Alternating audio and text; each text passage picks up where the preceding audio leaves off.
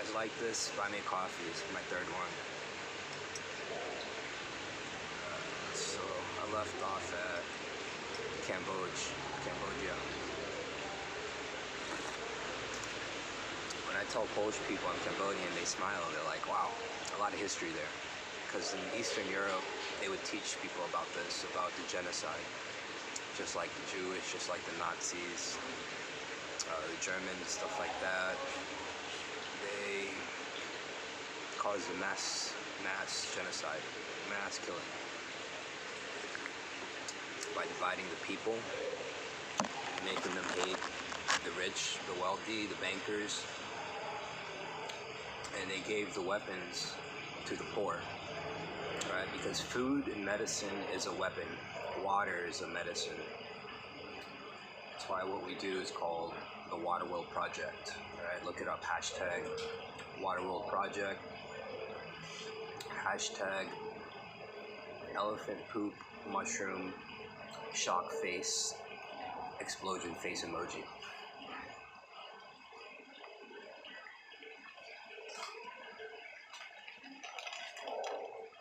Now, trade is what's going to be around forever. If tomorrow you wake up and money doesn't exist, people will still trade. Whether everyone has government housing, free water, free food stamps, food credits from the government, their ego still plays a role. So even if life's abundant, even if a communist or Democratic Party takes over, your mindset is what makes you rich. So you can have all the food, everything you need, but the second they start dividing it and say, this is cow's milk, this is your mother's milk, this is baby formula number 1, number 2, this is insurance, generic A, B, C medication. The expensive one is what you need. We're going to make a generic version, number 2. It's cheaper, has more side effects, it's for the poor. When the first one was developed with less side effects, not necessarily expensive, until they changed the prices. Right? In America, when they changed the generics, you cannot change the price of medication until you change the ingredients, the recipe, because it's copyrighted. So even if the medication is 100% perfect, has no side effects, they have to create an A, B, and C version for the less fortunate, the people with cheaper insurance or no insurance. Then they can manipulate the price, and it makes you more sick. They mainly add petroleum, other things like that.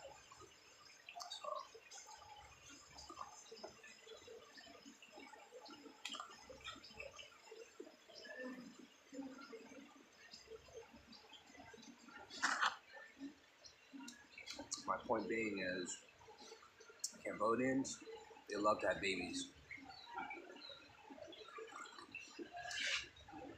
And there are things that are necessities in our lives, things that we need, or things that we want, until those lines start blurring and changing. If you want a good night's sleep, if you need a good night's sleep, then the luxury of buying a diaper is now a necessity. Right? If you gotta wake up early, go to work, and you're gonna put a diaper on your baby. If you can't afford diapers, you're gonna try to buy at least one diaper and use it at night. So that's why Cambodian people, they don't put diapers on their kids, they just let them run around. You see it everywhere. Oh shit, he's peeing. He's cool, let him pee there. He's pooping, pick him up. Go put him over a tree. Go put him over a plant, let him poop there. This happens everywhere. Even on the streets, kids are just pooping. And they'll pick them up and go put them where the ducks and the fish are. Diapers nowadays, it's a standard. It is a monopoly here. If you buy diapers in a big city and you drive past a checkpoint with too many, they will take some tax. Diapers, if you're going a long enough distance and the stop has a bunch of drunk government officials, they might take some diapers because it's money to them. Everyone here has babies.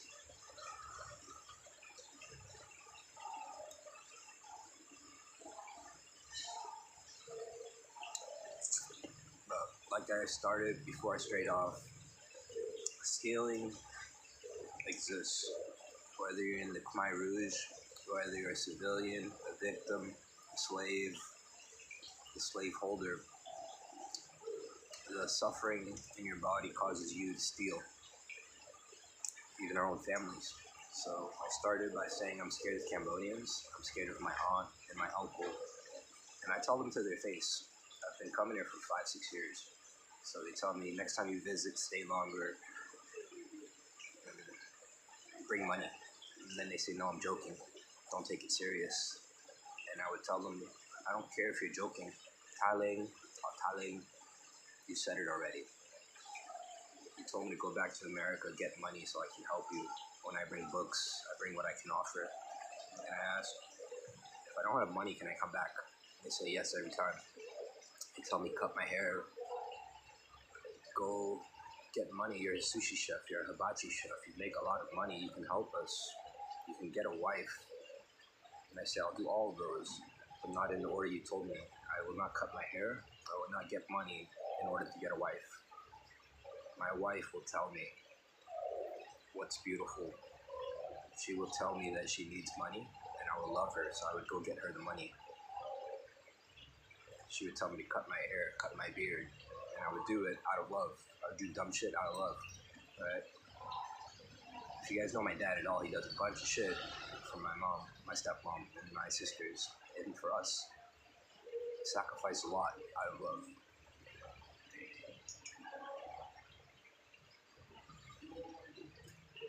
I could say things like we walk and enjoy just to have fun.